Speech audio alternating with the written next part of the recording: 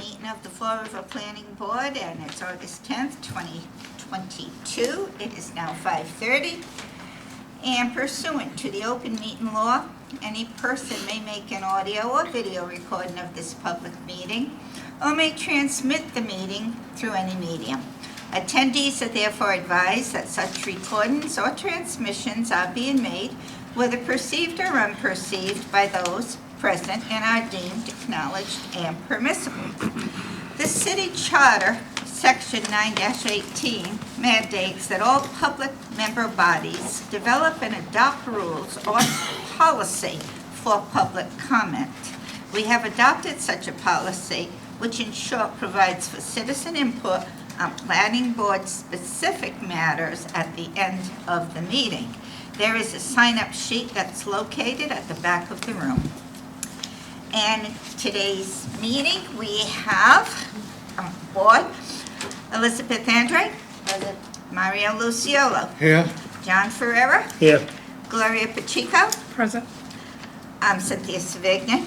We also have our city planner, Dan Aguiar, and our recording clerk, Nina Pavo.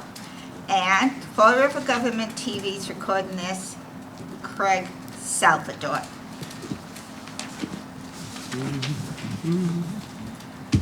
Okay, so we'll start with new business. Form A, it's an application for endorsement of plan believed not to require approval. It's file number 22-1536. Owner applicant Back in the Game LLC. The property location is 542-546 4th Street, Assessors Map 1-12-0044. Board members, if I may, with regards to the property, pursuant to 86-423B in the zoning bylaw, an applicant has the ability to appear before the zoning board of appeals to separate two existing residential dwellings on a property if they've been in existence prior to 1954. The applicant appeared before and received approval from the zoning board of appeals on June 9th. That information with regards to that special permit has been inscribed on the Mylar plan and paper copies that you have, meeting those requirements. Beyond that, there is nothing with regards to frontage or area requirements that this plan needs to meet beyond that special permit. So this plan, under that section of the zoning bylaw, is afforded endorsement. Do I have any comments? Do I have a motion? I make a motion to approve. A second? That was Beth. All in favor? Aye. Item number 2. Form A, it's an application for endorsement of plan believed not to require approval. It's file number 22-1537. Owner applicant is Hyperion Holdings, LLC. Property location 370 and 376 Linden Street, Assessors Map M26-12. Again, similarly as the previous petition, the applicant went through the zoning board of appeals process again on June 9th and received the appropriate special permit. And also, like the previous one, which I didn't read in, what the zoning board of appeals has been doing on these as we've been getting through more of them, and the board has had some questions about some of it, they've been putting specific conditions of approval, and you have copies of the zoning decisions. One of them is that permanent boundary markers are to be set along the new dividing property line. No fencing is to be installed along the interior lot line. All utilities need to be separated and an affidavit signed under penalties of perjury. That needs to be recorded at the registry prior to a sale. And then, again, whatever easement is for parking or access need to be provided on the A&R plan as well, which they've done. So again, as in accordance with the previous application, this plan is afforded an endorsement by the planning board. Any comments? Do I have a motion? I motion we accept. A second? I motion we accept the A&R. A second. All in favor? Aye. Motion passed. Item number 3, is to amend the City of Fall River zoning map.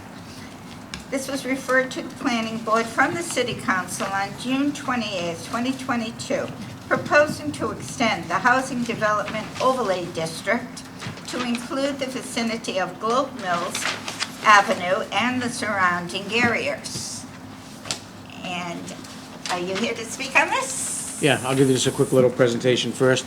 In your packets, probably at the end of that packet, you're going to see a little colored map, which is the same larger scale drawing that Mr. Fiola has that he'll present to you. So, as you may know, the city does have two different housing development overlay districts, which is really a state statute. It's not a local zoning ordinance. This petition before you now will extend one of the HD zones, as this map shows, to encompass a number of potential market rate housing developments. And what this does is provide some financial assistance through the state process with tax credits that Ken can explain to these developers that develop these larger projects. So I would say if Mr. Fiola would like to give a quick presentation. It could be an educational experience for us all.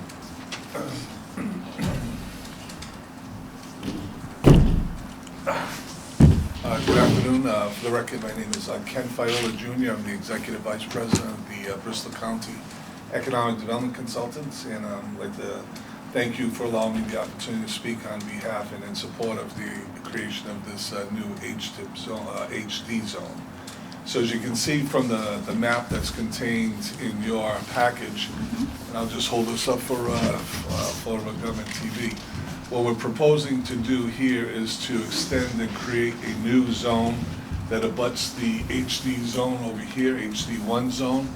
The Housing Development Zone 1 essentially runs from this point here all the way down through the north end of the city and incorporates that area throughout the waterfront. This new zone that's being created is a zone that's going to take in the area south of this particular zone and pick up those mill buildings located along Chase Street, which is the Duro property, Globe Mills Ave, as well as the end of Middle Street, which is another large mill building complex over here. The importance and the purpose of having an HD zone established within the city is it allows potential development of these properties for market rate housing. We're not talking subsidized housing, we're not talking about any sort of family subsidized housing. We're talking about pure market rate housing, of which 80% of the units in these particular potential developments have to be market rate. From a development perspective, this is a very important tool because it allows developers to participate in what they call Housing Development Improvement Program Zone tax credits, HDIP tax credits.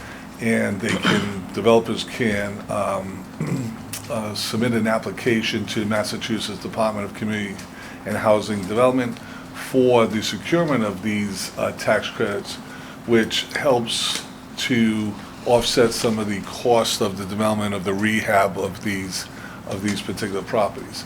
So for instance, the HDIP tax credits have been used for such projects as Commonwealth Landing, it's been used for Adams House, it's been used for the residences at River's Edge, the new development along Duval Street. It's been used for the new conversion of the old BCC property on Durfee Street.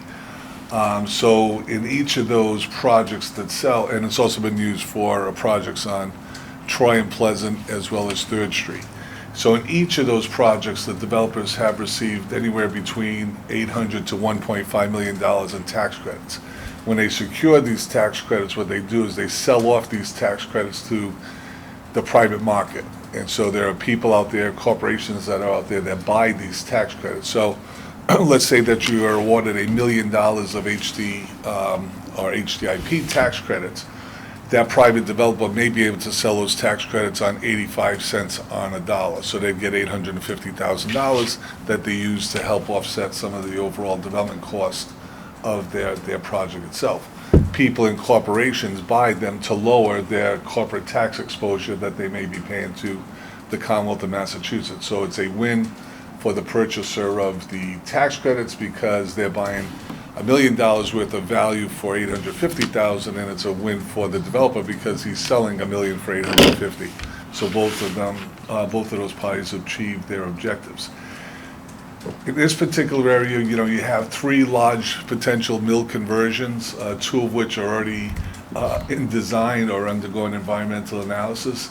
The mill at the bottom of Middle Street, which is an old Duro mill, that's been recently purchased, and the developer there is going through his due diligence with regard to phase 1 environmental analysis, identification of asbestos and lead paint, and getting a better understanding as to what the remediation cost of the project will be. In that particular instance, the developer is talking about placing anywhere from 150 to 200 market rate units there. The mill along Glow Mills Ave, right across, right adjacent to the Cuss School. That's that's an old Duro mill. They're looking at the potential conversion of that mill complex into 200 market rate units. And then obviously there's the large remaining piece of property owned by Duro on Chase Street that also may or may not be used for residential use, but because it's located in a zone, it keeps the window opportunity for the potential utilization of tax credits if in fact they do decide to utilize that mill property for development. So what these projects are doing in accordance with the other projects that already have been converted, rehabbed, or constructed from the ground up. What they're essentially doing is creating new housing opportunities for people. We're not displacing people. We're not, going into 3-family or, multifamily units and raising rents. These are creation of new units, okay? New tax revenue for the city and new living opportunities for people within the city as well as outside the city. What we're seeing in terms of the occupancy of the units is there's 3 different constituency of people that are attracted to these new market rate units. The first constituency are empty nesters, people that may have been born and raised in the city. They moved out of the city to the suburbs, raised their family in a larger home. Now the home is too big for them. They don't want to maintain the home. They will sell off their home. They want to move back into the city to be closer to restaurants, doctor's appointments, shopping, grocery stores, what have you, pharmacies, and they would like to live in a rental type of unit with the amenities that they become accustomed to. HVAC, elevators, hardwood floors, security, off-street parking, things of that nature. The second constituency is young professionals that may, decide to take a 1 or 2 bedroom unit. Typically, 1 bedrooms in these types of developments are going anywhere between 1,300 to 1,500. 2 bedrooms are going from anywhere between 1,750 and 2,200, and 3 bedrooms are going over 2,400. So if you get a young professional in a single bedroom rental unit, they may use this as not only a place to live, but a place to, as an embarkation point to work anywhere as far north as the 128 split in the Providence metro area, Aquidneck Island, or down towards New Bedford and the Cape. So from a geographic position, Fall River is strategically located to accommodate that. And then the third constituency is Fall River people that are looking for better rental accommodations, that may be tired of living in a rental apartment where they have to walk up to the 3rd floor, carry their groceries, not have off-street parking, not have a secured facility.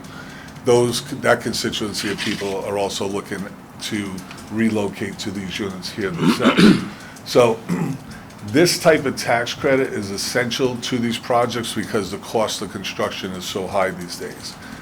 Right now, what I'm seeing in the market, and this is all in, including hard costs, soft costs, and purchase of the property and developers fees and everything else, you're probably looking anywhere between $350,000 to $375,000 per unit. So these are not inexpensive construction projects.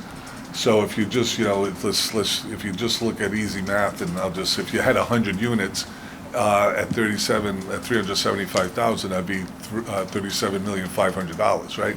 So if you get $1 million worth of tax credit, it's not a lot, but it helps offset that, and there's other incentives that they add to that. So again, what we're doing here is just keeping the opportunity open for the potential redevelopment of these properties for residential purposes. We're not displacing anybody. We're not creating, we're jacking anybody's rents up. We're just affording the developers the opportunities to take advantage of incentives and potentially utilize those incentives to create these market rate units. And these market rate units will enhance the city's tax revenue in terms of overall development value, and also, provide much needed living accommodations to people that are looking to locate to the area or relocate to another apartment within the area. You got to keep in mind that 80% of Fall River's housing stock was created and constructed before 1940. So there hasn't been a lot of new construction taking place or a lot of rehab. So the demand for these units are exceptionally high. When the project is coming online, it's typically these projects are leased out within 30 to 50 days of them becoming available at the prices that we previously discussed. So again, the demand remains strong. Again, not to continuously beat this horse to death. This is just another incentive in the toolbox of potential incentives that developers could use to rehab these properties. So I'll be happy to answer any questions you may have. I have a question. Yes, sir.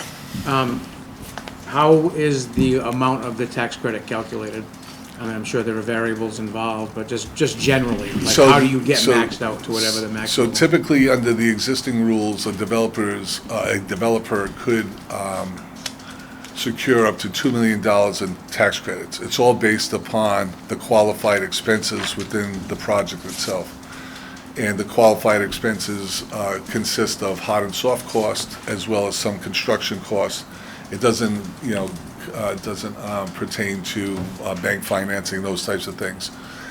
So even though a developer may be entitled to $2 million, because there's a finite amount of money that's available, they typically I've never seen anybody get the full $2 million. The most I've seen developers get is $1.5 million, and then most, 9 times out of 10, these securements anywhere between the $800,000 and $1.5.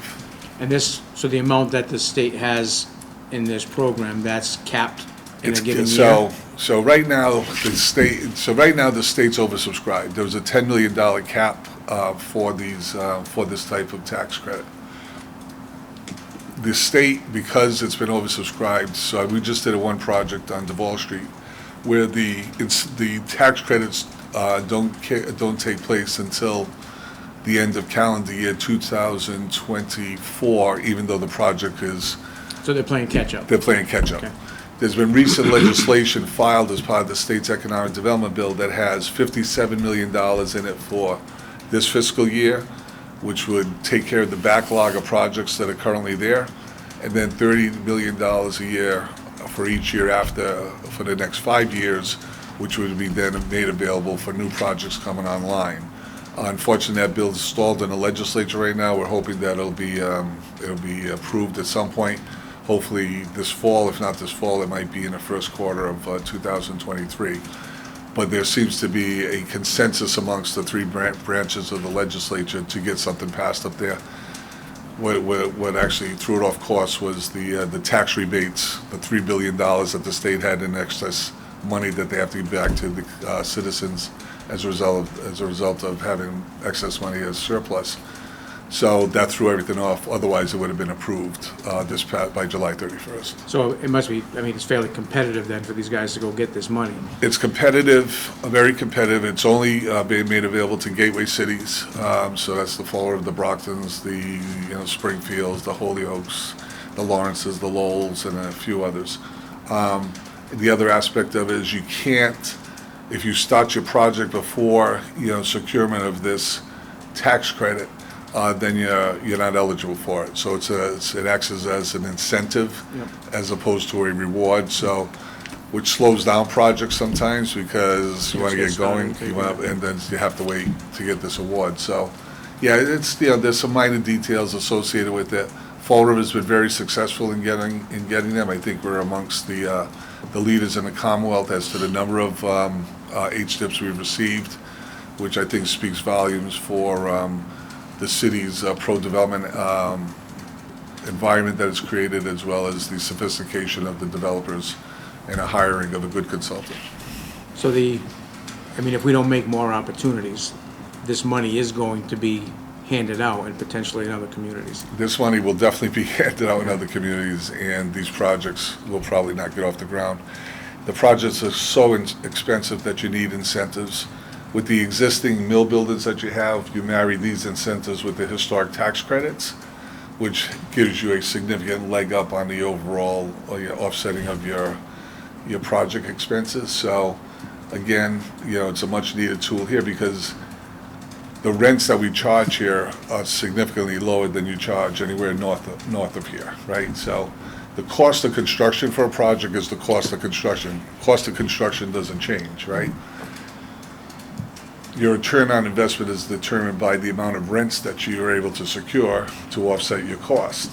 Now, in a market area where the rents are higher, you have more profitability because the rents are higher. Here, we don't have that window of high profitability at this point, so that's why the incentives are even more important for a community like Fall River than it is for other communities, north of here. Thank you. Okay. Question, is there such a limitation time before these projects takes on in the city? Any other city, as well as City of Fall River? So you again, you can't start the project until you get the award, and then you have to complete the project within the 2 years of the issuance of the award. So once you get the award, you got to move forward very quickly to complete the project so you can take advantage of the tax credit. Very good, thank you. The rental of these properties, Yep. if it goes through, how many of those are going to be onto, say, Section 8 or, assisted living? So the law states that 80% of the units, a minimum of 80%, have to be used for market rate. 20% of the units could be subsidized units. In Fall River, with the exception of the Durfee Street property, who's the class, I'm trying to think of the name of the property, can't think of the name of the property, but the old BCC on Durfee Street, The old Durfee Tech. the old Durfee Tech. To go way That's back. the only project that has subsidized units in it. All the other projects are 100% market rate, so there's no subsidized units in them. Typically, you could see Section 8, but Section 8 there's two Section 8s, right? There's project-based Section 8s and there's mobile Section 8s, right? So you Yeah. have one building that may have a bunch of Section 8s, and all those Section 8 certificates are applicable just to that building. If you have a mobile Section 8, you can take that Section 8 and live anywhere in the country with it, right? Not even Massachusetts. So I wouldn't see these units being utilized by Section 8 occupants, because Section 8 certificates are only worth X amount of dollars, and the rents that they're being charged here, that particular person would have to come up with the money in addition to whatever is afforded him or her by the Section 8 certificate. So, again, I don't see that as being an issue here. Where does this go if it is approved by this board? Where does it go from here? It goes to the city council Goes for back to the city council. back to the city for council for final approval. final. If they approve it, it then goes on to the Commonwealth Department of Housing and Community Development for final approval. So there's two more stages beyond this approval here. Board, any questions? Comments? No? Is there a motion? I make a motion to support and approve the proposal. Second. All in favor? Aye. Aye. Aye. Thank you. That's it. Thank for you, coming. thank you very much, appreciate it.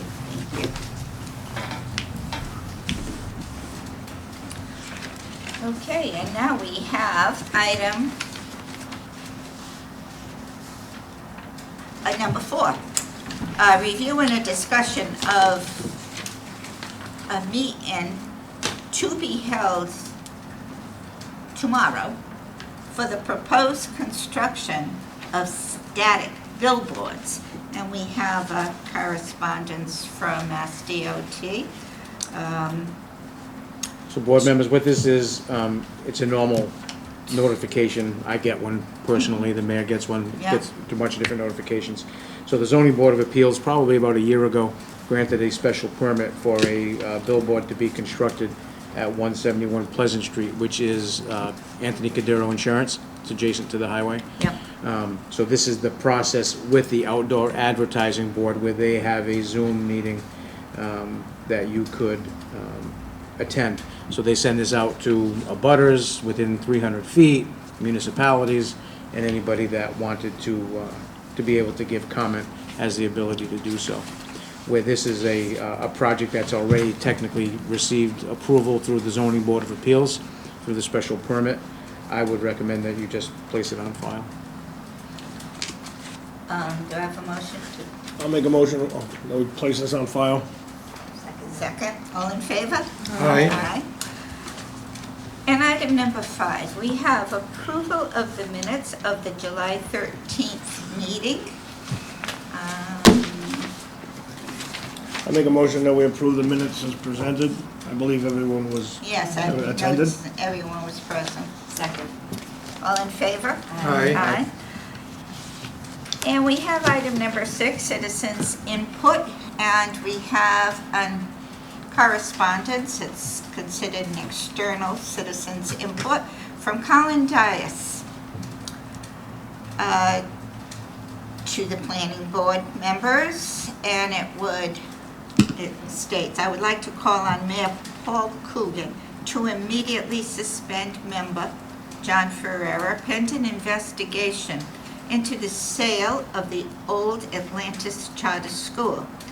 The fact that Mr. Ferrera has not submitted any conflict of interest form or has not resigned from the planning board is inadmissible. The former owner of the building has connections to the mob. The city should have absolutely no connections to the mob. We need to do what is right for the city. Thank you, Colin Dias. Do I have any comments? Motion to receive and place on file? I make a motion to file, place on file. Do I have a second? Second. I second. All in favor? I'm gonna abstain. Yes, Sam. John's abstaining. All set. And we have adjournment, motion to adjourn. It's my favorite item every night. I make a motion that we, for adjournment. Second? All in favor? Aye. Aye.